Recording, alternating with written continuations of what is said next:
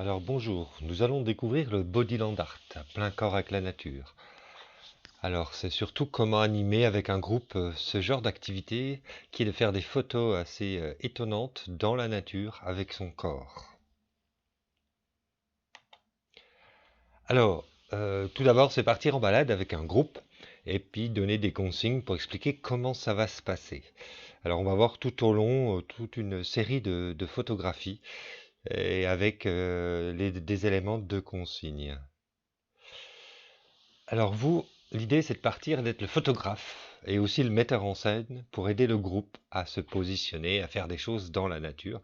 Alors soit vous faites l'activité pour vous personnellement, vous faites plaisir, mais c'est surtout là l'idée de d'animer avec un groupe. Alors c'est surtout l'idée, c'est surtout de mettre son corps ou une partie de son corps en contact avec la nature, de se mettre dedans, de faire un lien, et vous faites la photo, hein. Vous faites tout un tas de photos, vous choisirez après, qui donnent des choses étonnantes. Mais c'est l'idée des participants, hein. C'est avant tout l'idée des participants. C'est une personne qui veut faire une activité, qui s'imagine dans la nature, et ben, vous lui proposez de faire la photographie. Ces idées, ben, elles viennent lors de la balade. On ne les pense pas avant. On se promène, on voit un élément naturel, on voit un arbre, on voit une montagne, et ça fait résonance avec notre corps. Et là, la personne se propose, fait un test et puis crée son idée. Son idée, si c'est la sienne, ben, elle se met plutôt en scène, hein, c'est elle qui sera photographiée. Et si c'est, elle peut imaginer aussi un positionnement pour tout le groupe. Donc là, elle va proposer au groupe, ou ceux qui le veulent, de participer. Elle va expliquer à tout le monde ce qu'elle veut faire. Et vous ferez la photo, vous les aiderez à se positionner en fonction de la lumière, en fonction des contre-jours, de tout ça. Donc quelquefois, c'est une partie de corps avec une partie de nature, ce qu'on trouve comme ça lors de sa balade. C'est aussi jouer avec les reflets, hein, les reflets dans l'eau, ou aussi les mouvements, hein. On peut jouer sur les mouvements, donc là, il faut connaître un petit peu, s'y connaître un petit peu en photo pour arriver à faire des choses. Là, c'est la photo de mon fils. Bon, il y a un petit bout de temps, pour avoir aussi l'autorisation, j'évite de faire les photos de tête d'enfant, j'en ai plein, mais là, je vais éviter de les montrer. Jouer aussi sur la lumière, les contre-jours, ça donne plein de choses intéressantes. Jouer sur les ombres, hein. Donc dans vos consignes, c'est dire, ben voilà, on peut jouer sur tout ça, sur ce qui est près, sur ce qui est loin, mais en quoi votre corps, il se connecte à la nature. Donc on peut mélanger, voilà, des morceaux de son corps avec des morceaux de nature, faire des zooms comme ça. Donc ça donne plein de choses assez surprenantes. À chaque fois que je fais une sortie, je découvre des idées que j'ai jamais vues ailleurs, comme ça, spontanément. Et des fois des choses assez surprenantes, assez bizarres. Et puis on peut aussi cacher son corps, soit derrière un arbre pour faire des effets un petit peu magiques, soit sous des feuilles, soit de l'herbe. Et ça donne des choses très particulières. Voilà d'autres exemples. Toujours Nathan. Voilà encore d'autres situations. Et puis ça peut donner aussi des performances physiques, parce que quelquefois les personnes, elles la grimpent dans l'arbre ou on se met à plusieurs, et c'est carrément très sportif. Donc les dimensions peuvent être poétiques mais aussi humoristiques, hein, et, tout est possible, il n'y a pas une thématique précise, hein. Le seul sujet, c'est relier le corps et la nature, que ça résonne. Donc il y a mille choses possibles, hein. Il y a les parties du corps, il y a tout le corps, il y a avec les arbres, il y a au sol, il y a avec l'eau, il y a avec des éléments. Il y a vraiment mille choses de possibles. Donc voilà. Et l'idée aussi, c'est qu'une fois que vous avez fait votre balade, qui dure au moins minimum 1 heure, en observant autour de vous, et ben c'est en rentrant d'imprimer les photos, de prendre le temps de les imprimer en couleur, et puis avec le groupe de trouver un nom à mettre sur les photos. Là, vous avez des exemples de noms. Soit vous pouvez les mettre vous, mais c'est encore mieux avec le groupe, les exposer, puis leur dire, ben, chaque photo, trouvez un nom. On met un petit papier à côté de la photo, puis après, la personne qui a eu l'idée, elle prend tous les petits papiers, les lit à haute voix, et elle dit le titre, de la photo qui lui plaît, et après, ben, elle l'officialise en le mettant dessus. Donc voilà, ça donne plein de, soit des titres, soit des phrases, toutes sortes de choses.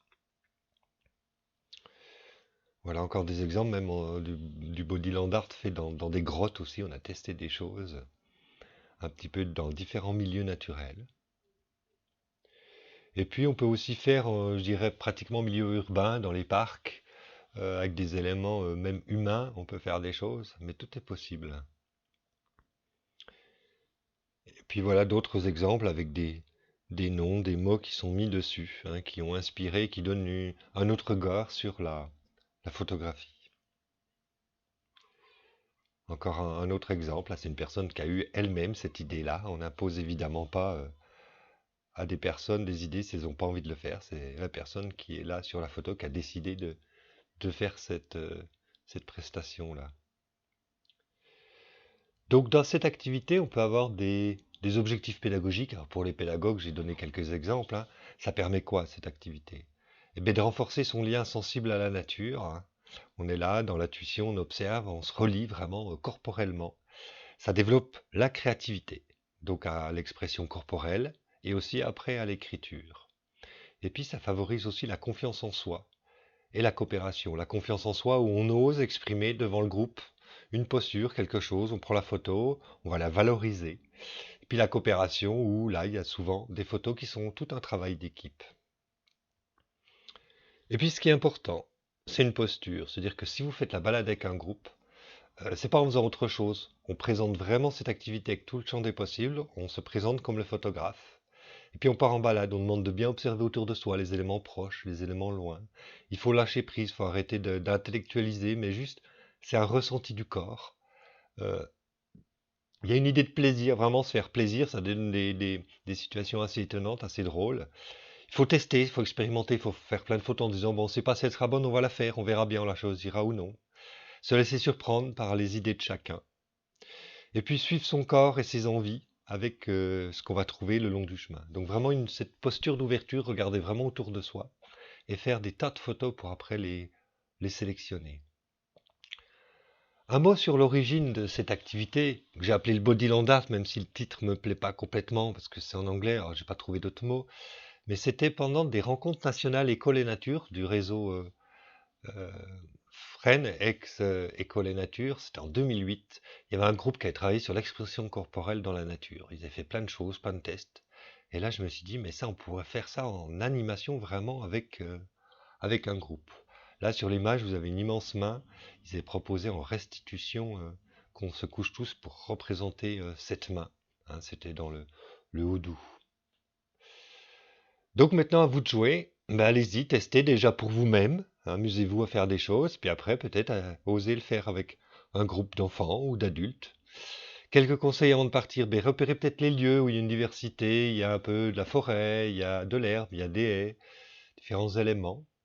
Évidemment, chargez votre batterie d'appareil photo, hein, ou ayez des photos des batteries en secours, parce que si ça marche pas, ben, votre animation va être loupée.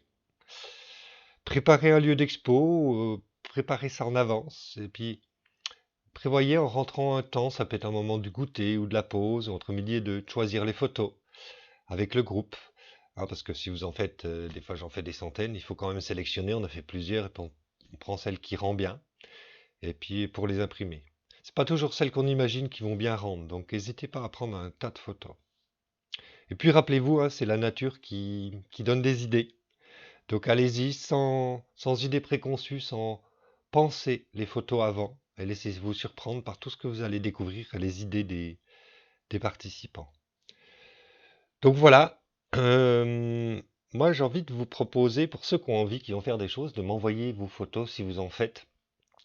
Envoyez-les, et puis si j'en ai pas mal, ben, peut-être que je ferai un deuxième diaporama comme celui-là avec toutes les photos récoltées. Alors faites attention quand même aux idées d'autorisation de photos, hein. Pour les enfants, j'évite qu'ils soient vus de face trop près. Euh, voilà. Mais je mets les modalités dans le descriptif de la vidéo, la durée pour faire ces photos, une ou deux. Et puis si j'en ai pas mal, ben pourquoi pas, moi j'ai envie de voir ce que vous faites aussi.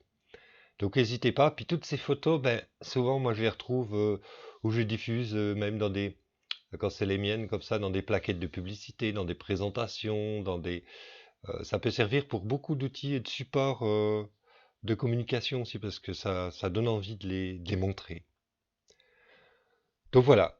Je remercie tous ceux qui ont participé sur ces photos.